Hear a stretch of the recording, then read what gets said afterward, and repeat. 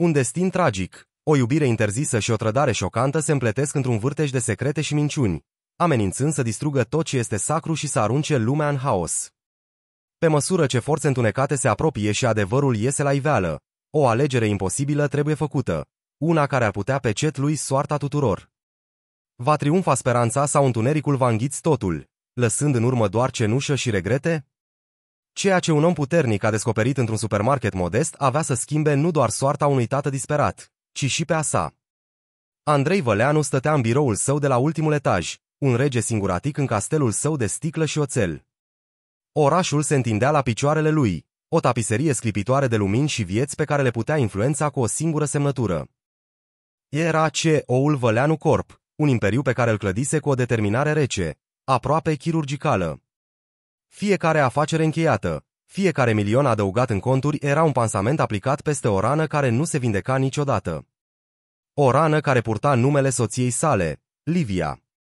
Trecuseră 5 ani de la accidentul care i-o luase, dar tăcerea din apartamentul lor opulent era la fel de asurzitoare ca în prima zi. Succesul avea un gust amar, ca cenușa, când nu avea cu cine să-l împartă. Fusese bogat și de succes, dar era deconectat emoțional, bântuit de o pierdere care îi golise sufletul de orice culoare. În acea seară de joi, goliciunea părea mai apăsătoare ca oricând. Documentele de pe birou, cifrele care dansau pe ecrane, totul părea lipsit de sens. Își aminti de o conversație cu Elena, menajera sa loială, o femeie în vârstă care fusese mai mult o mamă pentru Livia și acum era singura punte către trecutul său fericit.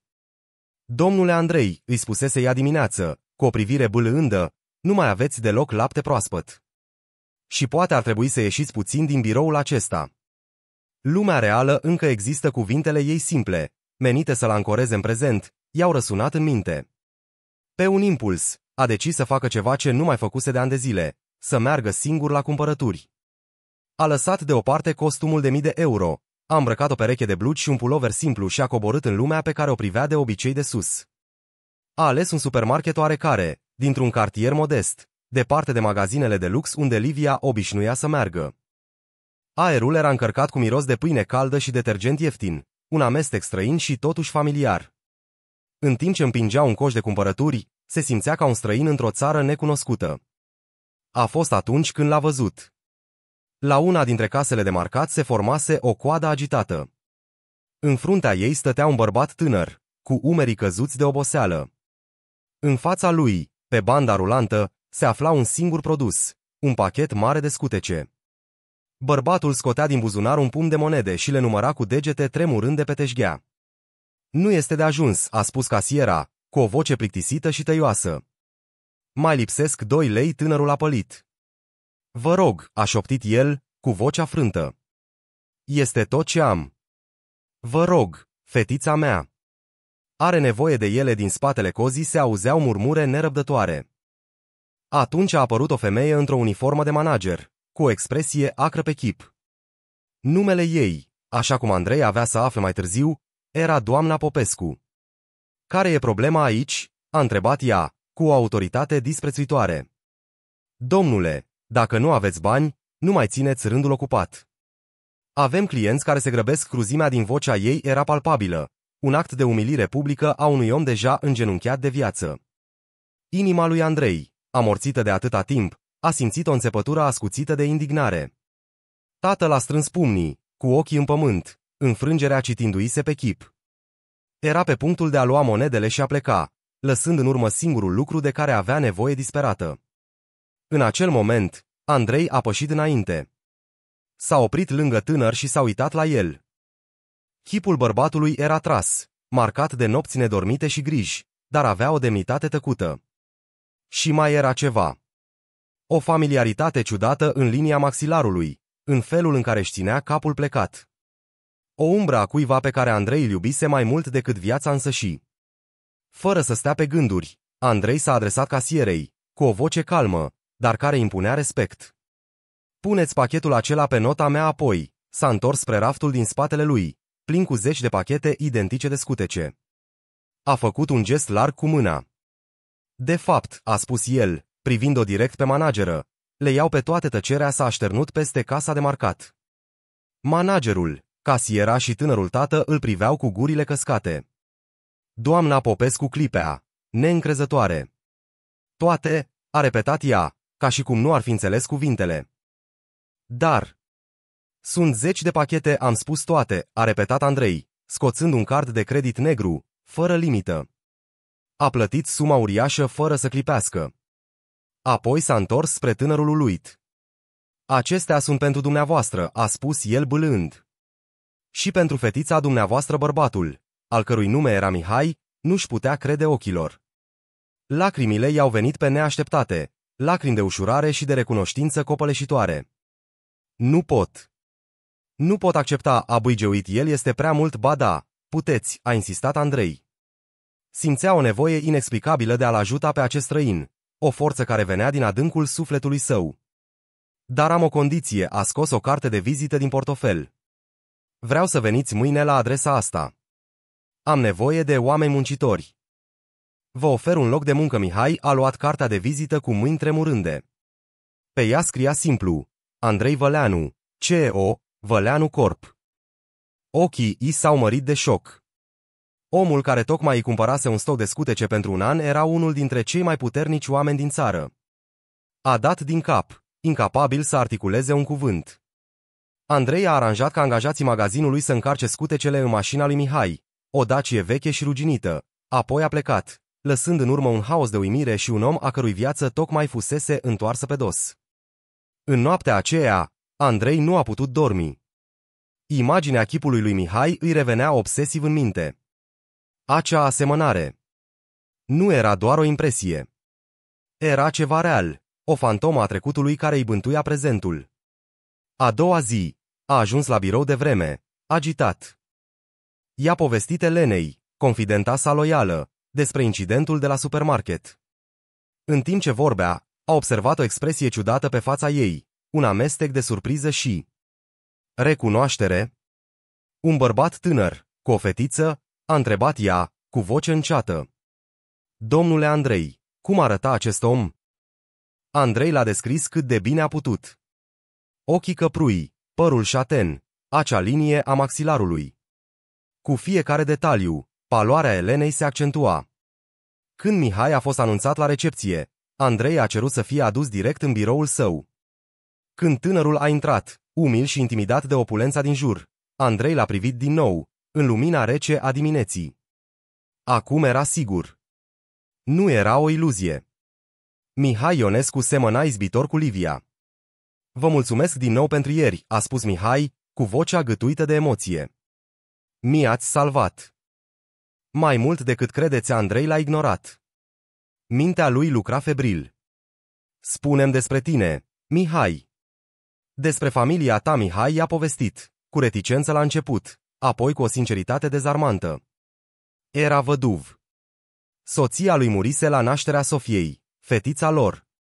Se chinuia să supraviețuiască, acceptând orice muncă de zilier pentru a-i putea pune mâncare pe masă și a-i cumpăra scutece. Părinții lui muriseră cu ani în urmă. Avea o soră mai mare, dar... Aici a eitat. Am pierdut legătura cu ea acum mulți ani. Familia ei. Nu m-a acceptat. Era dintr-o altă lume, o gheață i s-a format în jurul inimii lui Andrei. Sora ta. Cum o chema? A întrebat el, cu vocea abia auzită. Livia, a răspuns Mihai. O chema Livia. Lumea lui Andrei s-a prăbușit. Livia. Sora lui. Omul din fața lui, omul pe care îl umilise managerul de la supermarket pentru câțiva lei, era fratele soției sale. Cumnatul său. Iar fetița lui, Sofia, era nepoata sa. Singura rudă de sânge a Liviei rămasă în viață. Un val de amintiri l-a lovit. Livia îi povestise vag despre un frate mai mic, despre o ruptură dureroasă cu familia ei bogată și arogantă, care renegase pe Mihai pentru că alesese să se căsătorească din dragoste cu o fată săracă. Andrei, absorbit de construirea imperiului său, nu dăduse prea multă importanță atunci. Acum, neglijența lui îl lovea ca un pumn în stomac. În timp ce Andrei procesa șocul, telefonul de pe birou a sunat. Era asistenta lui.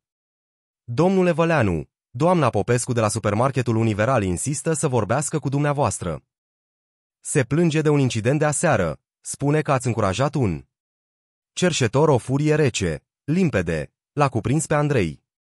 Cruzimea acelei femei nu avea limite. I-a cerut lui Mihai să aștepte și a preluat apelul. Vocea managerei era mierosă și plină de un fals respect. Domnule Văleanu, vă sun să-mi cer scuze pentru neplăcerea de aseară. Acel om nu are ce căuta în magazinul nostru. Vă asigur că am luat măsuri ca astfel de elemente să nu mai deranjeze clienții noștri importanți. Tăcerea lui Andrei a fost lungă și grea. Când a vorbit, vocea lui era calmă, dar tăioasă ca o lamă de gheață. Doamnă Popescu, acel om, așa cum îl numiți, este Mihai Ionescu. Fratele regretatei mele soții, Livia Văleanu. Iar fetița pentru care nu avea bani de scutece este nepoata mea. Elementul pe care l-ați umilit în fața tuturor este familia mea. La celălalt capăt al firului s-a auzit o inspirație șocată. Eu nu am știut, a bâigeuit ea. Nu, a continuat Andrei, implacabil. Nu aveați de unde să știți. Dar trebuia să știți să fiți om. Trebuia să aveți compasiune. Ceea ce ați făcut nu a fost o problemă de protocol, ci o problemă de caracter. Sau, mai degrabă, de lipsa lui a făcut o pauză. Apropo, Văleanu Corp a inițiat ieri seară discuțiile pentru achiziționarea pachetului majoritar de acțiuni al lanțului de supermarketuri Universal. Considerați-vă contractul de muncă încheiat. Și asigurați-vă că părăsiți incinta înainte ca echipa mea de tranziție să ajungă acolo. Adică, în aproximativ o oră a închis telefonul fără să mă aștepte un răspuns. Apoi s-a uitat la Mihai, care ascultase totul cu ochii larg deschiși. Pentru prima dată în 5 ani, Andrei nu se mai simțea gol. Simțea un scop. O misiune. Mihai, a spus el, cu vocea încărcată de o emoție pe care credea că a pierdut-o pentru totdeauna. Am făcut o greșeală teribilă. Livia mi-a vorbit despre tine, iar eu nu am ascultat. Te rog, iartă-mă, dar înainte ca Mihai să poată răspunde, Andrei a știut că vorbele nu erau de ajuns. A chemat-o pe Elena în birou. Femeia a intrat și, când l-a văzut pe Mihai, a dus mâna la gură, cu ochii plini de lacrimi. Mihai, a șoptit ea. Ești tu. Semeni atât de mult cu ea, atunci s-a spart barajul. Elena, păstrătoarea secretelor Liviei, a scos la iveală adevărul complet. A adus o cutie veche, plină cu scrisori. Scrisori pe care Livia îi le scrisese lui Mihai, dar pe care părinții ei cruzi le interceptaseră. Scrisori pline de dragoste, de dor și de regret. Ultima scrisoare, scrisă cu o zi înainte de accident, nu fusese trimisă niciodată. În ea, Livia îi mărturisea că va veni să-l găsească, indiferent de consecințe, că nu mai suporta să trăiască fără fratele ei. Îi spunea că Andrei era un om bun și că, într-o zi, aveau să fie o familie adevărată. Andrei și Mihai au citit acea scrisoare împreună, iar lacrimile lor s-au amestecat pe hârtia îngălbenită. Durerea pierderii comune i-a legat mai puternic decât ar fi putut-o face orice legătură de sânge. În acel birou opulent, 2 suflete frânte au început să se vindece. Andrei a înțeles că imperiul său financiar nu însemna nimic. Adevărata moștenire a Liviei nu erau acțiunile sau proprietățile, ci acest tânăr demn și fetița lui. Acel moment a fost începutul unei noi vieți pentru toți. Andrei nu i-a oferit lui Mihai caritate. I-a oferit demnitate. I-a oferit un post de conducere în noua fundație caritabilă pe care a înființat-o în memoria Liviei, o fundație dedicată ajutorării părinților singuri aflați în dificultate.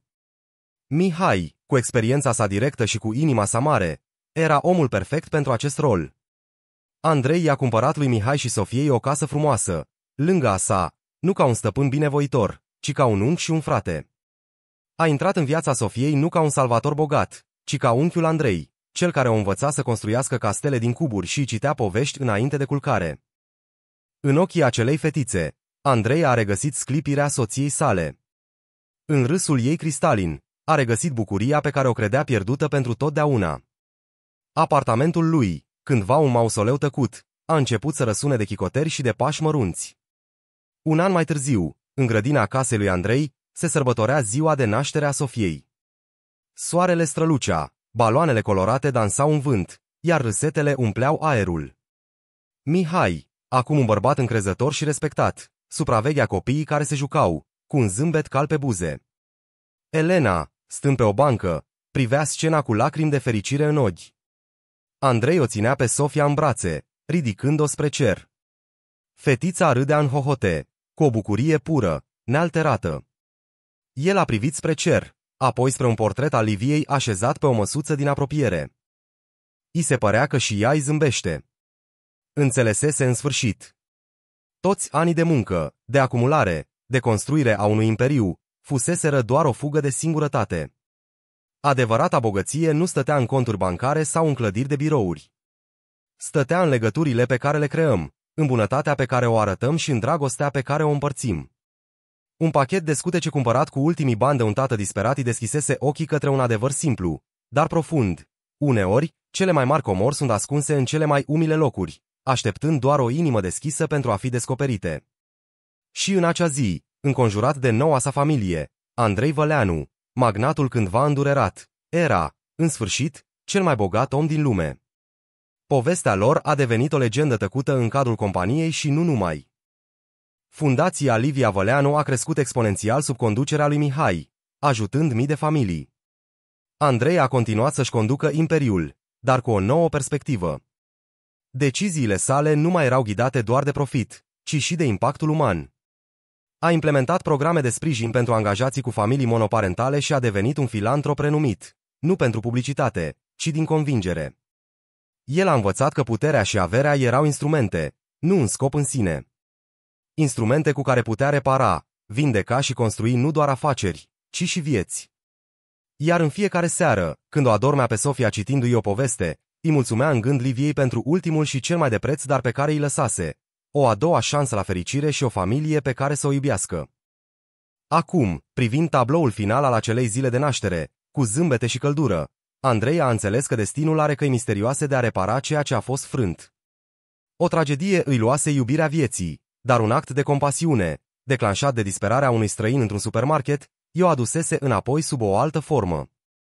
Adevărul ascuns în spatele unei familii destrămate de orgoliu și cruzime ieșise la lumină, aducând cu el nu doar durere, ci și o extraordinară oportunitate de răscumpărare. Triumful bunătății fusese complet. Și în liniștea serii, în timp ce ultimele raze de soare mângâiau chipurile fericite ale familiei sale, Andrei Văleanu a știut, cu o certitudine absolută, că a găsit în sfârșit drumul spre casă.